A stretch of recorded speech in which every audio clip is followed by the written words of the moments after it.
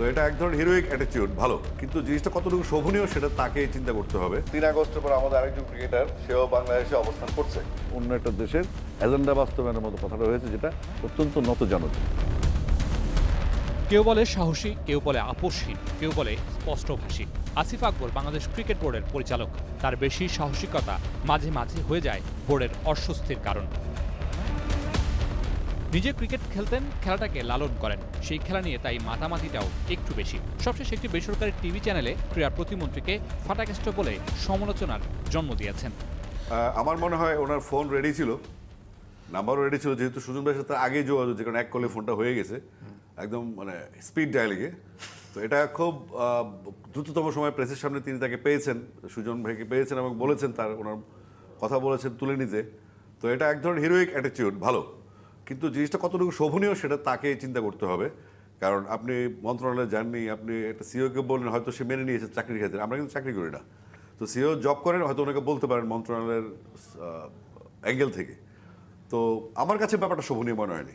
আসিফ আকবরের এমন মন্তব্য ভালোভাবে নেননি সাবেক পরিচালক ফাহিম সিনহা। গণমাধ্যমে দিয়েছেন জবাবও।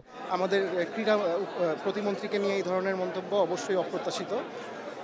আমরা রিকোয়েস্ট করব, আগেও বিভিন্ন আমাদের গ্রুপের মধ্যেই বিভিন্ন লোকজন বলেছে, মানে অনেক ধরনের বেফাঁস মন্তব্য আমরা বিসিবি ডাইরেক্টরদের থেকে দেখেছি, এগুলো থেকে তারা বিরত থাকুক, এই অনুরোধ জানাবো আর কি তাদের। এখানেই শেষ নয়। কদিন আগে ভরা প্রেস কনফারেন্সে সাকিব আল হাসানের দেশে ফেরা ইস্যুতে মাশরাফি ও তামিম ইকবালকে ইঙ্গিত করে কথা বলেছিলেন, যা অনেকে নেননি ভালোভাবে। সেক্ষেত্রে আপনাদের সামনে 2-3টা উদাহরণ আছে বাংলাদেশে। একজন মাশরাফি মুর্তজা, সে বাংলাদেশে অবস্থান করছে, এবং 3 আগস্টের পর আমাদের আরেকজন ক্রিকেটার, সেও বাংলাদেশে অবস্থান করছে। তো আমার মনে হয় ওই দুজন থাকতে পারে, তাহলে সাকিব আল থাকতে পারে। তামিম ইকবালকে নিয়ে করা বোর্ড পরিচালক এম নাজমুল ইসলামের মন্তব্যের পক্ষে অবস্থান নিয়ে করেছিলেন সমালোচনা।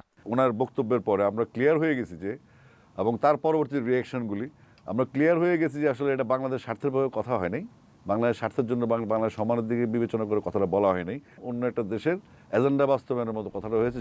মুখে যা আসে তাই বলে ফেলেন বলে কথা প্রচলিত আছে আসিফ আকবরকে নিয়ে, কিন্তু দায়িত্বশীল জায়গায় থেকে সব কথা সব জায়গায় বলা যায় কিনা সেটা হয়তো ভাবার সময় হয়েছে। Mamunur Rashid, star news, Dhaka.